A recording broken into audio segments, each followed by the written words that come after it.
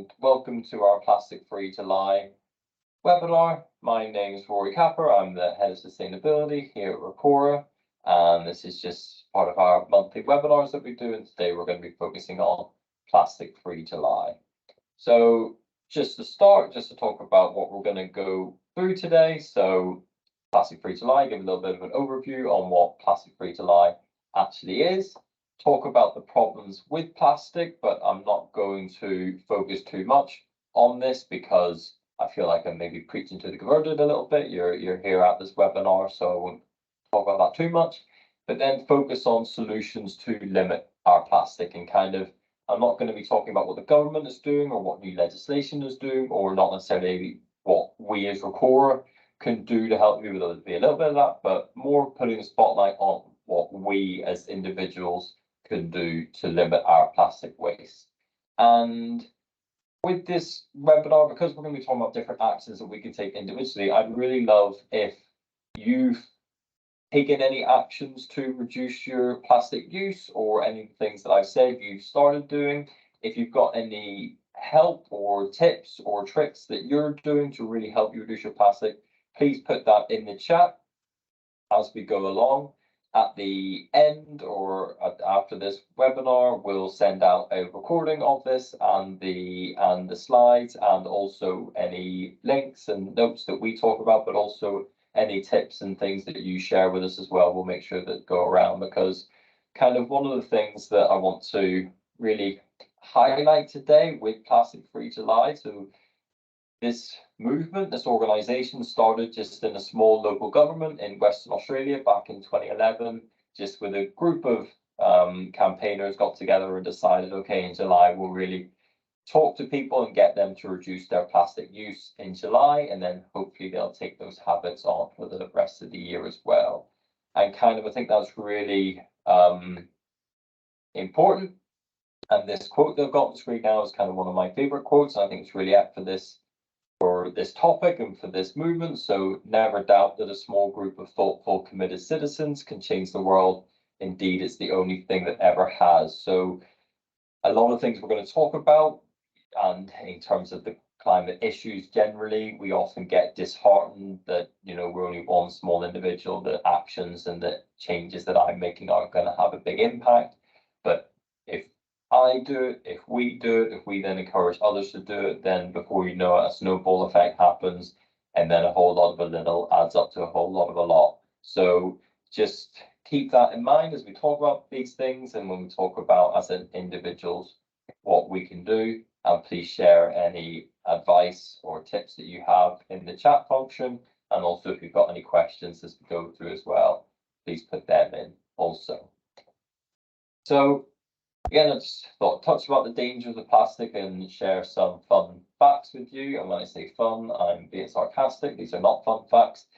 8.3 billion tons of plastic is in the world right now, and that number is, you know, too big a number for us to really think about what that is. But a different way of looking at it is that only 12% of all plastic that's ever been made has been recycled, and because plastic takes centuries to eventually break down into microplastics, that 88% of all plastic that's ever been made is still on Earth today, whether that's wrapped around sea turtles, caught in seagulls' nets, washed up in our rivers and in our lakes and things like that, or stuck in landfill polluting waterways around the world. Only 88% of all plastic that's ever created is still on Earth today. The UK throws away on average around 66 items of plastic per household per week. So 66, what's that? Almost about 9 bits of plastic items a day we throw away. Generally food packaging, snack bars, fruit trays, things like that. And then kind of, if we think about that's a lot of plastic, okay, well, what does that mean? Not focusing much on the carbon footprint of plastic, let's say, even though we do have a turtle covered in oil there, because that's how plastic is made, through oil. But kind of the damage it's doing to nature, to wildlife. So there's 1 million seabirds are killed each year through marine plastic, 100,000 marine mammals are killed each year. But for the heartless people out there that don't necessarily care about the mammals or the seabirds, a really interesting fact that I found out: every 3 fish that are caught for human consumption contain plastic. So this isn't a problem that just for the seabirds or just for the marine mammals. These are items, if you think about whenever you're sitting down next with some friends or family to have some fish and chips, and there's more than 3 of you, well, chances are at least one of you is going to be eating some plastic at the same time, which in my eyes is not ideal, let's say. So that's kind of the scaremongering and telling all the negatives. But again, don't want to focus on that too much. Want to talk about, well, how can we solve this problem? What can we do? Like I said, we're going to talk about the kind of individually what we can do, what actions we can take. And the reason why I wanted to focus on that today was, and not focus on what government are doing or what business are doing, because we often forget how, let's say, powerful or how impactful that we can be as employees within our workspaces, but also as consumers whenever we're out and about buying things. If you just a couple of recent examples, so that Kit Kat have recently changed their wrappers from a extremely hard packaging to recycle to a slightly easier, let's say, packaging to recycle. Don't be fooled by the way it says recyclable on the front of it. You still need to take that to your local supermarket to recycle it. You can't do it in your home, but it's a action that they've taken because as a society, as a group of people, we want to be more environmentally friendly. We don't want to be eating plastic when we're having our fish and chips. So the more influence that we have on these businesses, and the more we vote with our feet, the more we buy less from these people, the more we talk about it in our workplace, then the more likely these changes are going to happen. And just very similar to the quote that I said at the start, because it creates sort of like a positive ambition loop. If you do a little bit more, then your colleagues will do a little bit more, then your workplace will do a little bit more, and then so on, and it'll become a norm, and then eventually government legislation will catch up. So please don't get disheartened by the little actions that you're taking, because like I said, they all add up at the end. So first thing I want to talk about is how we can reduce our plastic when we're out and about at the shops. So some of the things that I'll talk about today are kind of, you'll think, oh, this I've heard this before, I know I should be doing that, but the reason why they're still being talked about is because they're still a problem. So last year there were 496 million plastic bags used in the UK, and that's a lot down from the 7 billion that we were using before the charge came in. But in my eyes, that's still 496 million plastic bags too many. These are only used one time, whether that be for your shopping or for your fruit and veg or whatever. They're only used once, and then next time you see them, they might be blowing down the street in the wind, and things like that. So we're going to talk about different actions that we can take as individuals, and we've kind of set it up in sort of an easy, medium, hard action that you can take. So we've got the bronze, silver, gold award sort of idea. So your bronze award for how to reduce your plastic use at supermarkets is to, on your next shop, remember to bring your bag. Whether this be to keep it at the back of the car, keep it by the door, so when you go to the shops, keep it in your pocket, keep it by your desk, things like that. Always just have a bag ready, so whenever you go to the shops, you can put it in your bag. And always remember that whenever you go to the shops to buy that one thing, it's not going to be one thing, it is going to be multiple things. So therefore, whenever you're carrying home your dinner, a bit of fruit, some cereal, and a reduced meal deal sandwich because you don't want to buy a bag, you'll remember, I wish I brought that bag that I left by the door to take with me. So your bronze award would be if you remember to bring your bag to the shops next time. Next, buy your vegetables loose. So this is something that more and more supermarkets are doing, again, because of the consumer is demanding it of supermarkets. They want fruit and veg to be loose, so then to reduce the use of plastic. And these plastic sacks, again, are single-use items, very hard to recycle, very loose, very flimsy, and don't often hold all your fruit in them anyway. So please buy loose fruit veg, or again, bring your own sack, or bring your own bag for these items. So if you do that, that'll be a silver award. And then finally, so the gold, so the hardest thing to do, but the thing that will have the biggest impact will be to use zero waste shops. So go-to shops, like in the background of this slide, shops that don't really have any packaging, everything's ordered in bulk for the shop, and then it's put on display in these containers, and then you bring your own containers to use to decide how much you purchase, and then you just pay by weight. So zero waste home and useless, or use less, are good websites that can show you where your closest refillable shop is, and I'll make sure I share those links at the end for you.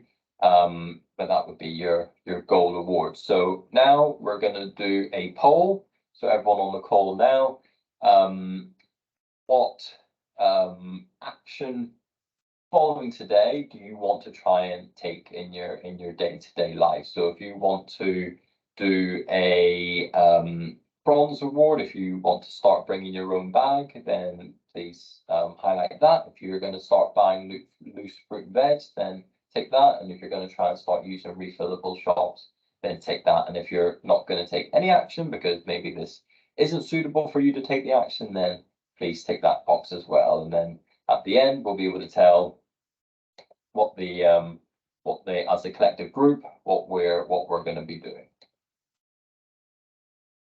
Okay, we've filled in that poll. So now the next topic and next way we're going to reduce our plastic is while drinking. So plastic straws are now banned in the UK, and that's great, but paper straws need to be coated in a plastic lining to make them waterproof, so they still contain some sort of plastic. And so if we think about the plastic straws, maybe the umbrella that we put in our drink that at the time seems like a great idea, and then you go to take a sip and it pokes you in the eye, so it's not a good idea. Or the stirrers that don't really do anything because they don't reach the bottom of the drink anyway.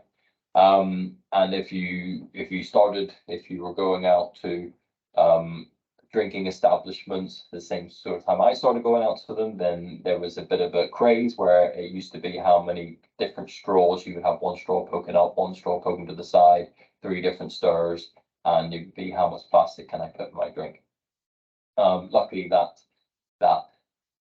that craze has gone now, so there are less of these about, but we're just going to talk about a few different actions that we can take to do this. And this topic is really important, I think, in my eyes, because the items are so small that they can often get lost easily, and wildlife can easily get their hands or their beaks or their mouths on them. But also, when you're using these items, the disposing of them correctly is not necessarily at the top of your mind. So if you think when you're out at bars or wherever, then maybe not, but equally, if you're at a picnic or if you're at the beach or things like that, then maybe you're not going to have the bin easily accessible or not being able to dispose of them easily. And that's why straws are in the top 10 list of items found on UK beaches during the big litter pickup. Straws are always in and around the top 10. So here are the bronze, silver, and gold awards that we can do. So the bronze award, we stop buying straws. That's something that you can do. You can personally do that. Just stop buying straws. The second, the silver award, would be for refusing a straw when you're out. So if you do go out and you purchase a drink and they either ask you, would you like a straw? You say no, or even before they ask you, you can say, please don't put a straw in my drink, and then they won't do it. And on the reverse of that, on the other side of that, if you're in an establishment that serves drinks and provides straws, then don't provide a straw unless people openly ask for a straw. Don't assume that they would want one. Don't put one in their drink unless people ask for a straw. And then finally, something that will come up a couple of times is ban straws from your workplace.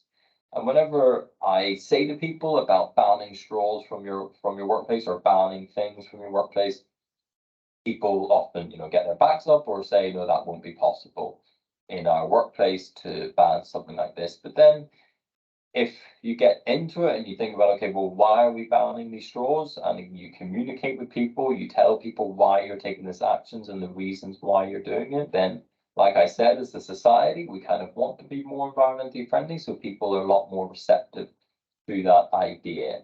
And then before you know it, they think, well, why was I using a straw in the first place? I don't need a straw. So banning things, even though when you first think about it, seems like an impossible task, when you actually try to do it and do it, you'd be surprised at the positive outcomes that you can get. So do another poll for that. Just see what actions you want to take for that. Again, if none of these actions are for you, then you can just put no action. But if any other actions you think you want to take, then go for that. Again, the gold one being the hardest one to do, but the one that would have the biggest impact. Then next, water bottles. Again, these are things that maybe you've heard before and you thought about before, but really talking about it and thinking about it and hearing some facts that actually in the UK we use around 35 million plastic water bottles each day is an extremely high and scary number. And therefore we need to reduce the amount of water bottles that we use. So again, bronze, the simplest option would be just to remember your reusable water bottle. So make sure you've got your water bottle whenever you're out and about with you. And it's what I find difficult with this is it's easy to remember when you go to, when you go to work or when you go to the gym or things like that. But then it's harder to remember when you're kind of doing something that's not in your regular routine. So those are the kind of the times you remember when you're just going out into town for the day. That's when you also need to remember your water bottle. And then the silver one, and again, a kind of a theme in which we need to do more of generally is encourage others within the workplace to go reusable with their water bottle. And kind of, I don't know if it was a podcast or something I was listening to or reading, and kind of the idea that the climate crisis is an impending issue that we all need to be thinking about dealing with, taking action on, yet something that we don't often speak to others about and kind of what we're doing to reduce our carbon footprint, etc. So something like this, where we just encourage others to use their reusable water bottle as well, is a good action that we can take. And then finally, ban plastic bottles from the workplace. Again, if you think I'm just going to ban bottles, then that might be extremely hard to do. But there's different ways that you can look at it. One example could be that in your meeting rooms, every time you have a meeting, everyone gets a small little plastic water bottle that they take 2 sips out of, and then at the end of the meeting, you need to throw that away. So maybe removing those plastic water bottles, or every employee, whenever they start, gets a reusable water bottle that therefore they can use in your in-office restaurants or cafes, canteens, whatever. Don't sell bottled water. Just, you can sell your drinks, but don't sell bottled water. And where you are selling drinks, make sure there is a refillable water station right beside it. So if people do want water and they've got their refillable water bottle, then it's right there. But if they want a different drink, they can still get their other drink. So again, we'll do a poll. What does everyone think? What actions can we take?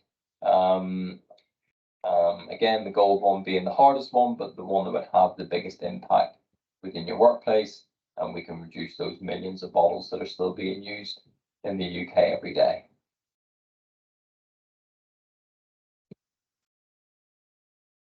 Okay, we've done the poll. Vote well. Okay, so we've got the poll, and now something that maybe we don't think about that regularly, and then that's our sort of our bathroom routine, or the items that we use within our bathroom. If you were just to think now about the items that you had in your bathroom, so whether that be your shampoo bottles, your conditioner bottles, your shower gel, your hair gel, your soap, and other things, maybe your makeup, and also your 9-step skincare routine that you do religiously every evening, all those items are, I can strongly assume that the majority of those will be in plastic bottles. So it's kind of an area that doesn't initially come to mind, but when you really look at it and take a step back and think about it, there is a lot of plastic used in your bathroom. So how can we reduce it? Well, switching from disposable items to reusable items, and this is similar to the refill shop idea that I think Fairy Liquid have recently started advertising this, but you can buy a big container of shampoo, let's say, and then you can just decant it into your smaller bottles that you have in your bathroom. But you're just buying one big container rather than lots of small containers. The silver option is to switch from your liquids, which are often in plastic containers, to firm soaps and shampoos, which last longer. So therefore you're getting less packaging, but also they normally come in sort of a paper or cardboard material packaging as well. And then finally, make your own toiletries. Now I'm not gonna lie to you and pretend that I make my own toiletries or know how to make your own toiletries, but there are 1,001 different recipes. I don't know if recipe is the right word, but recipes to be able to make your own toiletries, whether that be toilet cleaners or soaps or shampoos or whatever. And by making your own, you're also reducing the amount of plastic that you would need. So again, we'll do a poll. Who is going to be brave enough to say they're going to make their own conditioner from now on? Or who's going to try and switch to firm soaps and things like that? And then the final big one we're going to talk about, coffee cups. Again, a very common issue, but something that we don't always think about in a plastic concept. So with a coffee cup, you've got your coffee cup paper around the outside, but then you've got a plastic lining on the inside to make it waterproof, and that's where the plastic comes from. So what you can do is you can switch to a reusable coffee cup, similar to the water bottle idea, and again have these widely available in your office spaces, and it's easier to remember to bring that to your regular places you go to. But then again, maybe when you're out in town during the day and things outside of your routine, then it's not as easy to remember your coffee cup. So try and remember that. A silver reward would be to have a coffee cup recycling stream in your workplace. So not necessarily reducing your coffee cup use, but making sure they are recycled properly. Big misconception that coffee cups can go into your normal recycling bin, but that's not true because of the complexity of the paper on the outside and the plastic on the inside. They need to be recycled in their own separate stream. And then finally, gold action would be to ban disposable cups from the workplace. And this is my dream, my goal in life is to ban disposable coffee cups from workplaces, having a security guard on the door, and anyone who's just been to Starbucks to get their morning coffee needs to either finish it at the door if it's in a disposable cup, or if they've got their own reusable one, then they can come in. But again, different ways of looking at this. You can invite me to come and stand at your front door and stop people coming in if you want. But you can also, similar with the reusable water bottle, you can give people a reusable coffee cup whenever they start working in your in-office canteens, cafes, restaurants. You can give people very big discounts if they use the company cup rather than using a disposable cup, and different things like that. So there are different ways of looking at it to be able to do that. So our final poll of the day. Who's going to do what? I know which one I'm taking. Which one I would like to do. So please vote now what you want to do. That's the final poll there. And then just before we finish, just wanted to highlight some other items, maybe not go into too much detail on them, just highlight some other areas in which you can reduce your plastic usage. So cling film, often used to preserve foods and take leftovers and things like that. And this again is a single-use plastic, and there are lots of more environmentally friendly alternatives out there. And one of the big ones is beeswax wraps. So just that's what it says on the tin. But you can use it to wrap up whatever you want, and then to clean it, you just simply wipe it with a cloth, and then you can use it again. Disposable cutlery, please refrain from using as much disposable cutlery as you can. If you're going out for a picnic, bring your own cutlery and things like that. Because again, it's a little plastic. It's like the straws and the stirrers and things, and it's just a small bit of plastic that can easily get lost. Not to be a Debbie Downer, but balloons and glitter for parties and things like that. Glitter is the friend that never leaves you, or that you can't get rid of, that stays at the party but also goes home with you after the party, and also you can't get rid of. That is the same in the natural environment. Glitter will last for a very long time, and it's very hard to get rid of. Chewing gum. I'm not sure if people are aware of what chewing gum actually is or made of, but it's just a synthetic rubber. So basically just a bit of plastic that you're chewing. And again, very hard to recycle, and often doesn't make its way anywhere near a bin, just ends up on the street. So please, if you can, refrain from chewing gum. And then finally, Tupperware, and this is something that I hate myself for when I don't do it, but whenever you go out for lunch to go to a store or go to a marketplace and to get a lunch, they'll give it to you, they'll put it in some polystyrene packaging, and then they'll wrap it in 3 sheets of paper so that all the sauce doesn't fly out everywhere. They'll put in a couple of napkins, they'll put in a plastic knife and fork, and then you'll take that and you'll just walk 5 minutes back to the office and eat it in your breakout area anyway. So next time, take your own Tupperware and just say, can you please put that sandwich or put that kebab or put that fish and chips and save the plastic and put this in my Tupperware, please. And then they'll say, no problem. And then you can take that back to the office and think about all the plastic that you've saved. So that's kind of all the different aspects and just a few examples in which we think that you can reduce your plastic use. I know there are many other ways in which we can do it, and I would love to hear from you in the chat any suggestions you've got in other ways that you can impact the areas that we've looked at, but also any other areas of your life that you've used to reduce your plastic and things like that. But before we look at those, let's have a look at our commitments. So if we just have a look now, that we've got 40 bronze commitments, 63 silver commitments, and 50 gold commitments. That's only one no action taken. So if we look at this, and let's just say, I know it's probably not going to happen, but let's just say we all do carry out these commitments. Think about how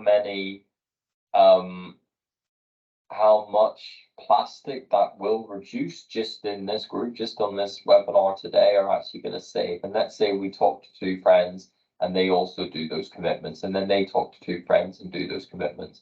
And then before you know it, like I said at the start, you've got the snowball effect, you creating this change, the positive ambition loop. You're now doing it, your team's now doing it, your office is now doing it, the building's now doing it, London's now doing it, the government's now doing it, and before you know it, we've changed the world just by a small group of thoughtful and committed citizens. So that's all from the presentation. But any questions and things, I'll just look at any questions that people have. We've got reusable cups at stations around the buildings. So reusable cups, and have cup station points around the building for the cups to be collected and re-washed. So you've got the reusable cups, but also the office provides the ability for them to wash the cups as well. So that's a really great initiative. So disposable cutlery is compostable. If you've got disposable cutlery that's compostable, then that's good. That's better than plastic single-use cutlery that's just going to be incinerated. but also make sure you've got a compostable bin to put that disposable cutlery in. If that just goes in a normal recycling bin or in a normal food bin or a normal general waste bin, then it won't be composted properly, and therefore you're not going to get the full benefits of it. So make sure you have a compostable bin that's not just for cutlery, for any sort of food packaging service that you have. If it's compostable, you need to have the right waste stream for it. We've got lining home small bins with newspaper rather than plastic bags. That's a great idea. You have a sack in your bin to keep it clean. But if you've got old newspaper or old wrapping paper, things like that you can reuse to use for your bin, and then after you dispose of that waste, you can just dispose the newspaper along with it. Do you have any tips for knowing which type of plastics can be recycled? So it's very hard to know kind of often what types of plastics can and cannot be recycled. A good general rule of thumb is that harder, firm plastics are recyclable, and any loose, flimsy plastics like crisp packets, snack wrappers, cling films, plastic bags are not recyclable in your normal recycling waste stream. So in your home or in your office, they would be recyclable in shops where they say, you know, bring back your plastic bags and we can recycle them for you. So you can put them there, and there's a little number or code on plastics that you might see. It's a triangle with arrows on it, and it's got different numbers on the inside, and numbers 1, 2, and 5 are recyclable, and numbers 3, 4, 6, and 7 are not recyclable. So that's also a good way of looking at it. We have a plastic-free display, including bamboo washing up brushes. That's great. So again, that's washing up brushes. So kind of that bathroom but cleaning concept. Again, yeah, you've got the washing up brushes, but then if you think about your toothbrushes, your razor, things like that, they all contain plastic. And if you just use single use or not very many use disposable items, then you can easily replace them with non-plastic alternatives such as bamboo. So that's great. Sustainable boxes for recycling flexible plastics. Yeah, that's one of the services that we provide for hard to recycle plastics. So like I've said, the sort of flimsy flexible ones, your snack wrappers, crisp packets, plastic bags are not recyclable in your mixed recycling stream, but if we collect them separately, like what supermarkets do, then we can recycle them and turn them into sort of a rigid MDF sort of material called stormboard, and then they can be remade into different items. So that is also a great initiative to recycle those hard to recycle plastics. So we've got at NewServe, we use the Toucan Eco in our daily cleaning. This has helped to reduce the amount of plastic we use. I'm not familiar, Richard, with that system, but I mean, if it works, then great. Keep doing it. I'm not familiar with it, but I'll definitely check it out after this and I'll learn more about it, because if that's in the waste management and cleaning services, very interlinked. So the more that can be done in both areas, then the better. So yeah, I'll definitely check that out. Make sure that goes in the notes afterwards. So it uses salt and electrolysis. Nice. I'll make sure that's in the notes as well, Richard. So if other people want to look into that as well, they'll be able to access that information.